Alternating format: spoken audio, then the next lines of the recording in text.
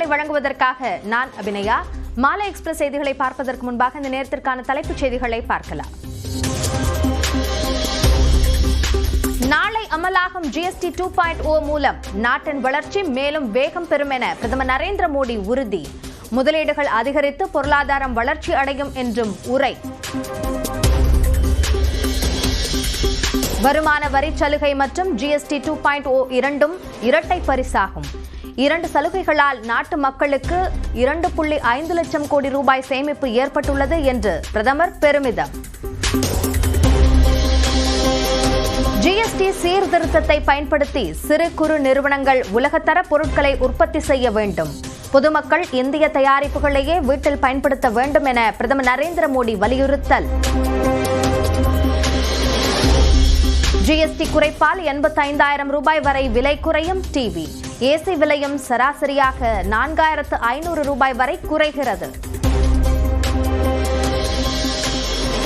மாருதி, டாடா, மஹிந்திரா உள்ளிட்ட கார்களின் விலை 5 லட்சம் ரூபாய் வரை குறைகிறது.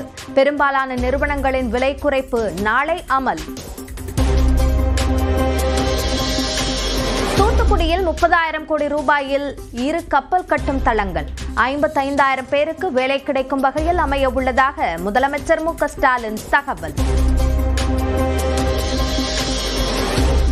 விஜய்க்கு வரும் கூட்டம் கண்டிப்பாக வாக்குகளாக மாறாது. மக்கள் நீதி மய்யம் தலைவர் கமல்ஹாசன் சென்னையில் பேட்டி. கூடக்கூடிய கூட்டம் அனைத்துமே ஓட்டா மாறாதுங்கிறது எதிர்க்கட்சிகளுடைய கருத்தா மாறாது. அது எல்லா தலைவர்களுக்கும் பொருந்தும். விஜய்க்கும் அது பொருந்துமா? எல்லா தலைவர்களுக்கும் பொருந்தும். விஜய் தனியா அப்படி நம்ம ஒதுக்க முடியும்.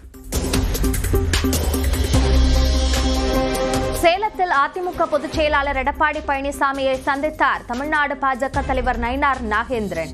NDA கூட்டணிக்கு OPS, டிடிவி தினகரன் வருவார்களா என்பதை அவர்களிடம்தான் கேட்க வேண்டும் என பேட்டி. NDA கூட்டணியிலேயாவது அவர்கள் இணைக்க வாய்ப்பு இருக்கா இல்லையா? அதாவது அது பற்றி நீங்க அவங்கள்ட்ட முதல்ல கேளுங்க. அவங்க அதுல இருந்து வெளியே போயிருக்கிறாங்க. அது பத்தி நீங்க அவங்கள்ட்ட கேளுங்க. அது பத்தி 2026 தேர்தலில் திமுகவுக்கும் தவேகாவுக்கும் இடையேதான் போட்டி என்பது மக்கள் கருத்து கிடையாது. விஜய்க்கு அதிமுக பொதுச் செயலாளர் எடப்பாடி பழனிசாமி பதிலடி.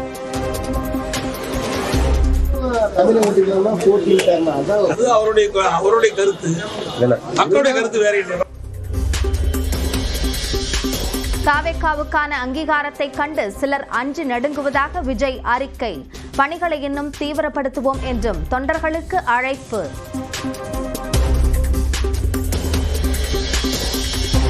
விஜய் வன்மத்தை கக்கும் அரசியல் செய்வதாக ஆளுநர் ஷானவாஸ் சாடல். ஆளுநர் மற்றும் அண்ணாமலையின் அரசியலை செய்வதாகவும் பேட்டி. அண்ணாமலையினுடைய இடத்தை நிரப்புவதற்கு அவர் தேவையில்லை. RN ரவியினுடைய இடத்தை நிரப்புவதற்கு அவர் தேவையில்லை. தமிழ்நாட்டில் இப்படி நிறைய பேர் நம்ம பார்த்துட்டோம். அந்த இடத்தை பிடிப்பதற்கு விஜய் ஏன் துடியாக துடிக்கிறார் என்பதுதான் நம்முடைய கேள்வி. விஜய்க்கு கூடியது சினிமா கவர்ச்சிக்கு கூடிய கூட்டம் என ஆளுநர் ஷானவாஸ் பேட்டி. தேர்தலுக்காக 6 மாதங்கள் கால்ஷீட் கொடுத்தவர் என்றும் சாடல். கூட்டணி கட்சி தலைவர் விரைவில் தைலாபுரத்தில் ராமதாஸை சந்திப்பார். தைலாபுரத்தில் பாமக உயர்மட்ட நிர்வாகிகள் கூட்டத்திற்கு பிறகு அருள் MLA பேட்டி. பாட்டாளி மக்கள் கட்சி தொண்டர்கள் ஒவ்வொருத்தரும் குதித்து கொண்டாடக்கூடிய ஒரு மிகப்பெரிய ஒரு நல்ல கூட்டணியை மருத்துவர் ஐயா அவர்கள் மிக விரைவிலே அறிவிப்பார். அந்த கூட்டணியினுடைய தலைவர் இங்கே தைலாபுரம் தோட்டத்திலே மருத்துவர் ஐயா அவர்களை வந்து சந்திப்பார்கள். நாகூர் தர்காவில் வழிபாடு நடத்திய பாமக தலைவர் அன்புமணி.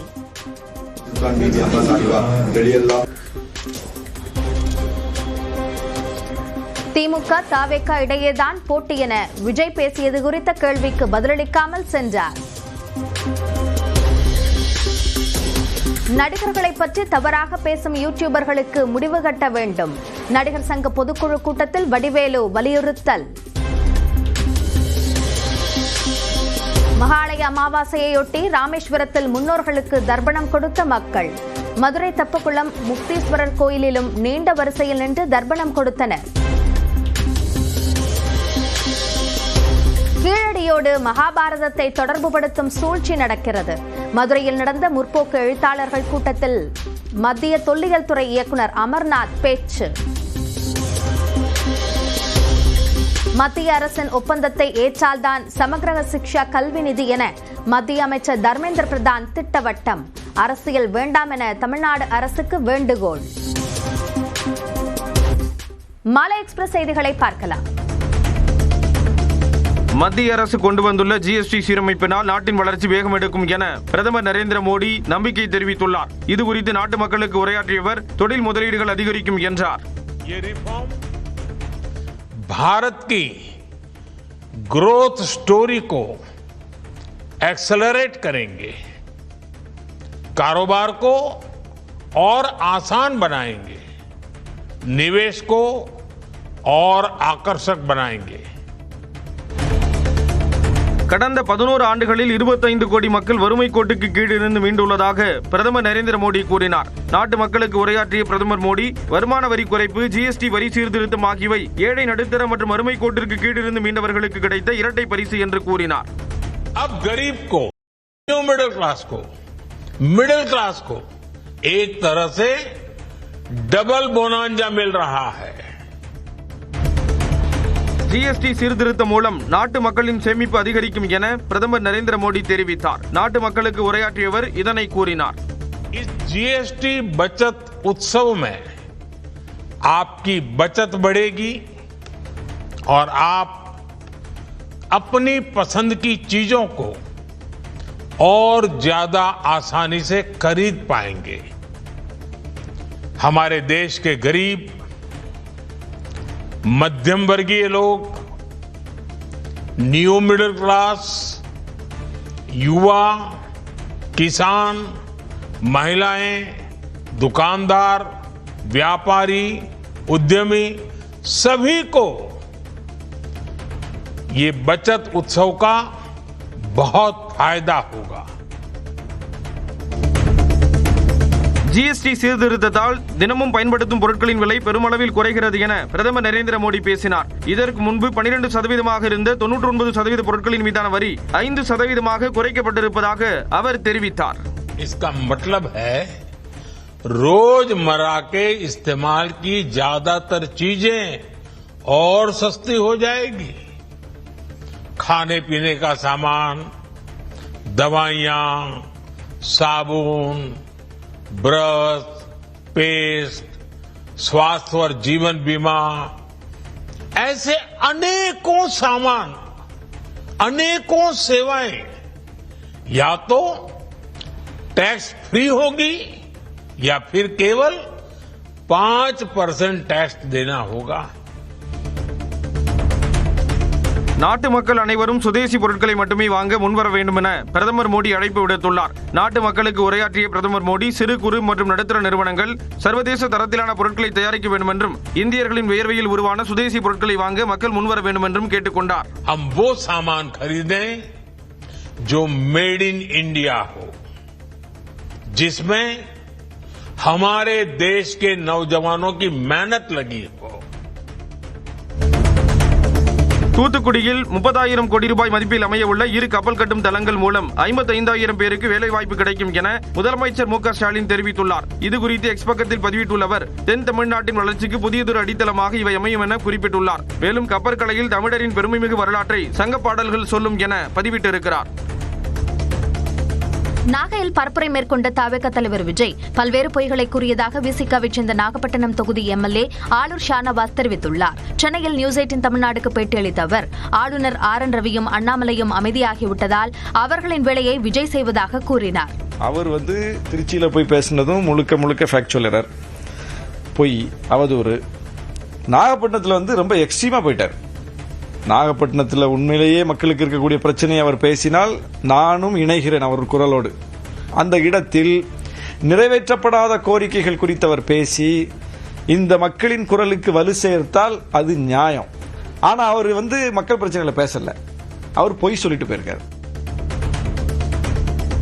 அதிமுகவை அழிப்பது போல தவிக தலைவர் விஜயின் பேச்சு இருப்பதாக விசிகாவைச் சேர்ந்த நாகப்பட்டினம் எம்எல்ஏ ஆளூர் ஷானவாஸ் கூறினார். நியூஸ் 18 தமிழ்நாடு செய்தியாளர் சுபாஷ் பிரபுவுக்கு பேட்டியளித்த அவர் இதனை கூறினார். புதிய மொந்தை பழைய கல்லுன்னு சொல்லுவாங்க இல்லையா, அது மாதிரி இருக்கு. திமுக வெர்சஸ் டிவிகேவா தமிழ்நாட்டுக்கெல்லாம் எந்த கட்சி? டிஎம்கே வெர்சஸ் ஏடிஎம்கே தான் தமிழ்நாட்டுக்கெல்லாம். அப்போ டிஎம்கே வெர்சஸ் டிவிகேன்னு அவர் சொல்வதன் மூலம் ஏடிஎம்கேங்கிற கட்சியை தூக்குறார். விஜய் கட்சி திறக்கணும்னா எல்லார் வாயிலிருந்து வருது என்ன, விசிகே வாக்கு தான் போகும். என்னப்பா சான்று, எந்த அடிப்படையிலப்பா பேசுறீங்க? தாவேகாவுக்கு பெருகி வரும் அங்கீகாரத்தை கண்டு சிலர் அஞ்சி நடுங்குவதாக அக்கட்சித் தலைவர் விஜய் தெரிவித்துள்ளார். நாகப்பட்டினம் மற்றும் திருவாரூரில் பரப்புரை மேற்கொண்டது குறித்து அறிக்கை வெளியிட்டுள்ள அவர், தமிழ்நாட்டு மக்களுக்கான முதன்மை சக்தியான தாவேகா எதிலும் சமரசம் செய்து கொள்ளாது என்று தெரிவித்துள்ளார். மேலும் 1967 மற்றும் 1977 தேர்தல்களின் வெற்றி விளைவை 2026 தேர்தலிலும் நிகழ்த்தி காட்டுவோம் என்றும் விஜய் மீண்டும் சூளுரைத்துள்ளார். விஜய் பரப்புரை மேற்கொண்ட திருவாரூர் மற்றும் நாகப்பட்டினம் மாவட்டங்களில் தாவேகாவினர் மீது வழக்குகள் பதிவு செய்யப்பட்டுள்ளன. அனுமதி இல்லாமல் பிளக்ஸ் போர்டு வைத்ததாக திருவாரூர் நகர காவல் நிலையத்திலும் தாலுகா காவல் நிலையத்திலும் தாவேகா நிர்வாகிகள் மீது வழக்குகள் பதிவாகியுள்ளன. இதேபோல வேளாங்கண்ணி பேராலயத்திற்கு சொந்தமான மாதா திருமண மண்டபத்தின் சுற்றுச்சுவர் தொண்டர்கள் அதிகளவு ஏறி அமர்ந்ததால் இடிந்து கீழே விழுந்தது. இதனால் தனியார் சொத்துக்கு சேதம் விளைவித்ததாக தமிழக வெற்றிக் கழக நாகை மாவட்ட நிர்வாகிகள் மீது வழக்கு பதிவு செய்யப்பட்டுள்ளது. திமுகவுக்கும் தாவேகாவுக்கும் இடையேதான் போட்டி என்ற விஜயின் கருத்து மக்கள் கருத்து அல்ல என்று அதிமுக பொதுச் செயலாளர் எடப்பாடி பழனிசாமி தெரிவித்துள்ளார். சேலம் மாவட்டம் எடப்பாடியில் செய்தியாளர்களிடம் பேசிய அவர், பாஜக மாநில தலைவர் நயினா நாகேந்திரனுடன் அவரது தேர்தல் சுற்றுப்பயணம் குறித்து மட்டுமே பேசியதாக கூறினார்.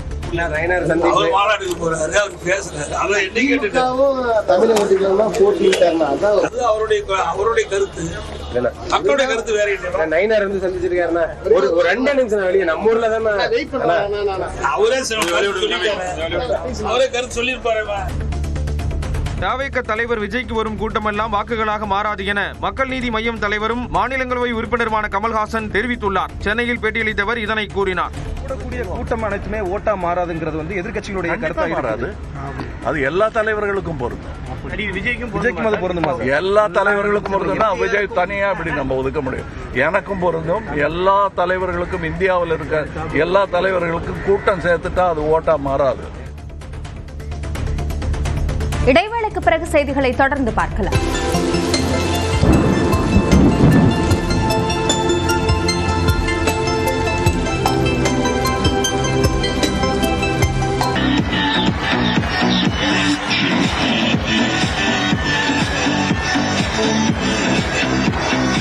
மகாராஜா அக்ரசன் விமான நிலையம் அருகில் ஏர் ஷோ நடைபெறும் நிலையில் பொதுமக்கள் இலவசமாக கண்டுகளிக்க அனுமதிக்கப்பட்டுள்ளது.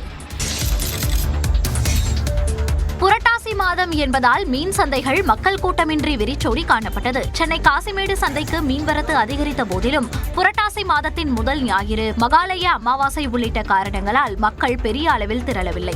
இதனால் கடந்த வாரம் 1200 ரூபாய்க்கு விற்பனையான வஞ்சிரம் மீன் 1000 ரூபாய்க்கு மட்டுமே விலை போனது. அதேபோல் சீலா, கொடுவா, விரால் வகை மீன்களும் கணிசமாக விலை குறைந்து காணப்பட்டன. போன வாரத்தோட இப்போ ரொம்ப ரேட் கம்மி தான். மீன் நீங்க மாலை அமாவாசை ரொம்ப கம்மியா இருக்கு. ஜனங்களும் அந்த அளவுக்கு கிடையாது. போன லாஸ்ட் வீக் நல்லா ஜனம் இருந்தது, நம்ம பேப்பர்லாம் பார்த்தோம். ஆனா இந்த வாட்டி ரொம்ப கம்மியா தான் இருக்கு. அதேபோல் கடலூர் மீன்பிடி துறைமுகமும் மக்கள் கூட்டமின்றி வெறிச்சோடி காணப்பட்டது. கடந்த நாட்களில் மீன் வியாபாரிகளிடம் விலையை குறைக்க மக்கள் பேரம் பேசி வந்த நிலையில் தற்போது வாடிக்கையாளர்களை நோக்கி வியாபாரிகள் ஓடும் நிலை ஏற்பட்டுள்ளது. வாடிக்கையாளர்கள் வருகை குறைந்ததால் இழப்பு ஏற்பட்டுள்ளதாக வியாபாரிகள் வேதனை தெரிவித்தனர்.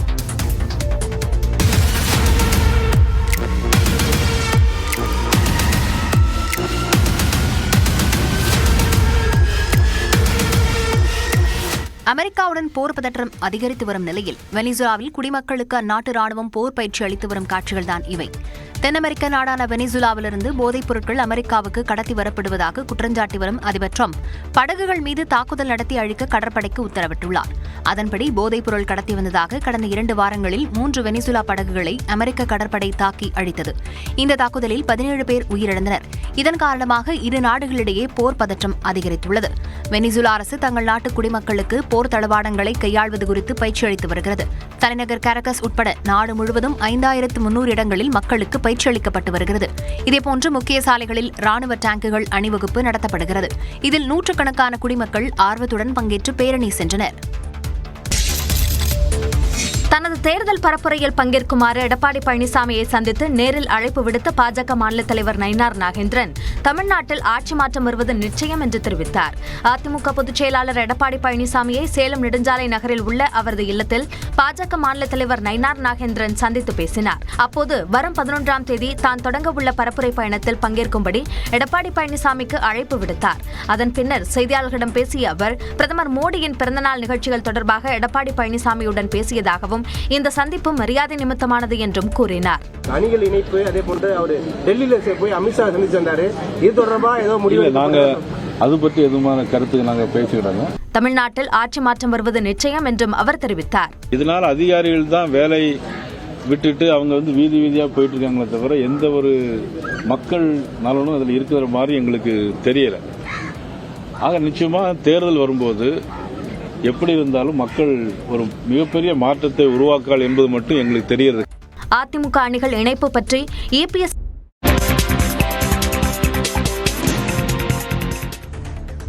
மாலை எக்ஸ்பிரஸ் செய்திகளை தொடர்ந்து பார்க்கலாம்.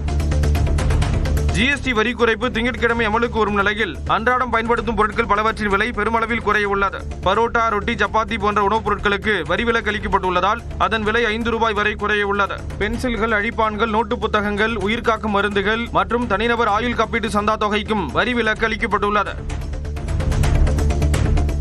ஆசிய கோப்பை கிரிக்கெட் தொடரில் இன்று நடைபெறும் சூப்பர் 4 சுற்றுப் போட்டியில் இந்தியா பாகிஸ்தான் அணிகள் மோதுகின்றன. லீக் சுற்றுப் போட்டியில் பாகிஸ்தான் அணியை 7 விக்கெட் வித்தியாசத்தில் வீழ்த்தி இந்தியா அபார வெற்றி பெற்றது.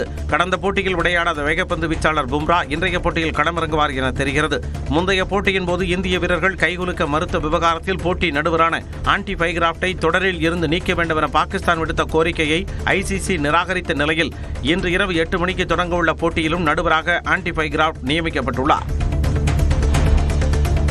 இந்தியா பாகிஸ்தான் இடையேயான கிரிக்கெட் போட்டியின் போது நடுவராக இருந்த ஆண்டி பைக்ராப்டுக்கு ரவிச்சந்திரன் அஸ்வின் ஆதரவு தெரிவித்துள்ளார். ஆசிய கோப்பை கிரிக்கெட் தொடரில் இந்திய கேப்டனுடன் கைகுலுக்க வேண்டாம் என பாகிஸ்தான் கேப்டனிடம் நடுவர் பைக்ராப்ட் கூறியது சர்ச்சையானது. தனது யூடியூப் பக்கத்தில் இதுகுறித்து வீடியோ வெளியிட்டுள்ள அஸ்வின், பைக்ராப்ட் அவரது வேலையை தான் செய்தார் என கூறினார். மேலும் இந்திய வீரர்கள் கூறியதைத்தான் பாகிஸ்தான் கேப்டனிடம் பைக்ராப்ட் கூறினார் என்று தெரிவித்த அஸ்வின், ஒரு மோசமான நிகழ்வை பைக்ராப்ட் தடுத்துள்ளதாகவும் தெரிவித்தார்.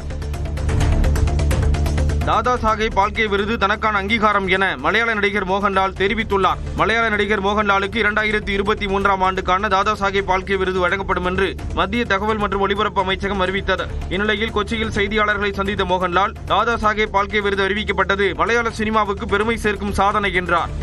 Deep sense of humility and with gratitude I accept this award. And as you said, this is an award for the Malayalam film industry. This is for its legacy, it's for its artistry. அமெரிக்காவின் H-1B விசாவுக்கான கட்டணம் 88 லட்சம் ரூபாயாக உயர்த்தப்பட்டுள்ள நிலையில் ஏற்கனவே visa வைத்திருப்பவர்களுக்கு புதிய கட்டண முறை பொருந்தாது என வெள்ளை மாளிகை விளக்கம் அளித்துள்ளது. இதுகுறித்து அளிக்கப்பட்டுள்ள விளக்கத்தில் ஏற்கனவே H-1B விசா பெற்றவர்களுக்கோ அல்லது விசாவை புதுப்பிப்பவர்களுக்கோ புதிய கட்டண நடைமுறை பொருந்தாது என தெரிவிக்கப்பட்டுள்ளது. புதிதாக விண்ணப்பிப்பவர்கள் ஒரு முறை மட்டும் கட்டணம் செலுத்தினால் போதும் என்றும் வெள்ளை மாளிகை விளக்கம் அளித்துள்ளது. H-1B விசா கட்டணம் அதிகரிப்பு செய்தி வெளியானதை அறிந்தவுடன் அமெரிக்காவிலிருந்து இந்தியாவுக்கு வரவிருந்த பயணிகள் விமானத்தை விட்டு வெளியேறியதால் பரபரப்பு ஏற்பட்டது. விசா கட்டண உயர்வு குறித்து அமெரிக்க நிறுவனங்கள் தங்களது ஊழியர்களுக்கு தகவல் கொடுத்தது. இதனால் பண்டிகை காலத்திற்காக இந்தியாவுக்கு வருவதற்காக சான் பிரான்சிஸ்கோ விமான நிலையத்திலிருந்து விமானத்தில் போர்டிங் செய்த இந்தியர்கள் வெளியேற முயன்றனர். அவர்கள் இறங்கிய பிறகு 3 மணி நேரம் தாமதமாக விமானம் புறப்பட்டது. H-1B விசா தொடர்பான அமெரிக்காவின் கட்டுப்பாடுகள் 10 ஆண்டுகளுக்கு பிறகு இந்தியாவுக்கு பலனளிக்கும் என சோக நிறுவனர் ஸ்ரீதர் வேம்பு தெரிவித்துள்ளார். நியூஸ் 18 தமிழ்நாடு செய்தியாளர் வேல்முருகனுக்கு பேட்டியளித்த அவர், இளைஞர்கள் IT துறையை மட்டும் நம்பியிருக்க கூடாது என்றார். அது எப்படி ஒரு லாங் டர்மா எப்படி பார்க்குறேன்னா, அவங்க இந்தியாவுக்கு இது ஒரு 10 வருடங்களில் ஒரு நன்மையை தான் கொடுக்கும். ஏன்னா நம்ம டேலண்ட் நம்மளே தக்க வச்சுக்கலாம். அதே மாதிரி இப்போ அங்கே போயிருக்கிறவங்களும் இந்தியாவுக்கு நம்ம தேசத்துக்கு எப்படி திரும்பி வருது அதை பற்றி யோசிப்பது நல்லது. ஏன் அப்படின்னா, ஒரு அழையாத வீட்டில் நம்ம ஏன் விருந்தாளியா இருக்கணும். நாகையில் புகழ்பெற்ற நாகூர் ஆண்டவர் தர்காவில் பாமக தலைவர் அன்புமணி பிரார்த்தனையில் ஈடுபட்டார்.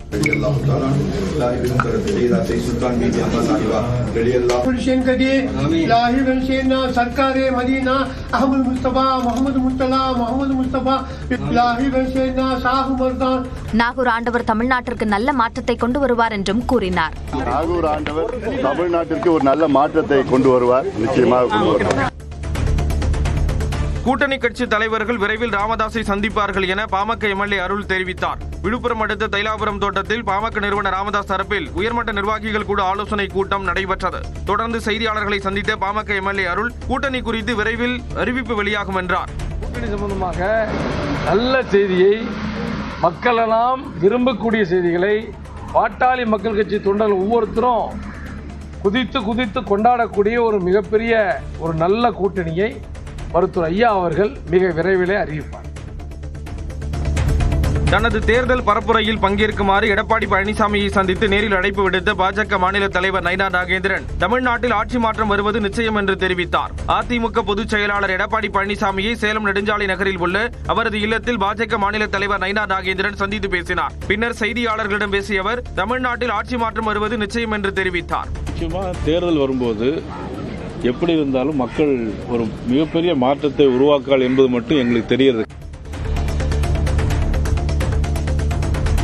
தென்னிந்திய நடிகர் சங்கத்தின் 69வது செயற்குழு மற்றும் பொதுக்குழு கூட்டம் சென்னை தேனாம்பேட்டையில் உள்ள காமராஜர் அரங்கில் நடைபெற்றது. சங்க தலைவர் நாசர், பொதுச் செயலாளர் விஷால் உள்ளிட்ட நிர்வாகிகள் பங்கேற்றனர். இந்த கூட்டத்தில் நடிகர் சங்கத்தின் புதிய கட்டிடத்தை எப்போது திறப்பது என்பது குறித்து ஆலோசிக்கப்பட்டது. அப்போது பேசிய நடிகர் சங்க பொருளாளர் கார்த்தி, நடிகர் சங்க கட்டிடத்திற்கு எதிர்பார்க்காத இடத்திலிருந்து நிதி உதவி வந்து கொண்டிருப்பது மகிழ்ச்சி அளிப்பதாக கூறினார். இது தான் பேச்சலராக பங்கேற்கும் கடைசி பொதுக்குழு கூட்டமாக இருக்கும் என்று விஷால் கூறினார். நடிகர் சங்கம் மற்றும் உறுப்பினர்கள் பற்றி சமூக வலைதளங்களில் அவதூறு பரப்புவோருக்கு 3 மாதம் கடுங்காவல் சிறை தண்டனை வழங்க வழிவகை செய்ய நீதிமன்றத்திற்கு பரிந்துரைத்துள்ளதாக நடிகர் சங்கம் தெரிவித்துள்ளது. இது குறித்த அறிக்கையில் அவதூறாக வீடியோவை பதிவேற்றம் செய்யும் சமூக வலைதள சேனல்களை நிரந்தரமாக முடக்க வேண்டும் என்பது உள்ளிட்ட பல்வேறு பரிந்துரைகளை வழங்கியுள்ளதாக குறிப்பிடப்பட்டுள்ளது. திரைத்துறை பற்றி அவதூறாக பேசும் யூடியூபர்களுக்கு நடிகர் சங்கத்தைச் சேர்ந்த சிலரை துணை போவதாக நடிகர் வடிவேலு குற்றம் சாட்டியுள்ளார். தென்னிந்திய நடிகர் சங்க பொதுக்குழு கூட்டத்தில் பங்கேற்று பேசிய அவர், சில யூடியூபர்கள் சின்னத்திரை கலைஞர்களையும் திரைத்துறையினரையும் தவறாக பேசுவதாகவும் சிறிய விஷயத்தை ஊதி பெரிதாக்குவதாக கூறினார். இதற்கு நடிகர் சங்கம் விரைவில் முடிவு கட்ட வேண்டும் என்றும் வடிவேலு வலியுறுத்தினார். மேலும் அண்மை செய்திகளுக்கு இணைந்திருங்கள். இது நியூஸ் 18 தமிழ்நாடு.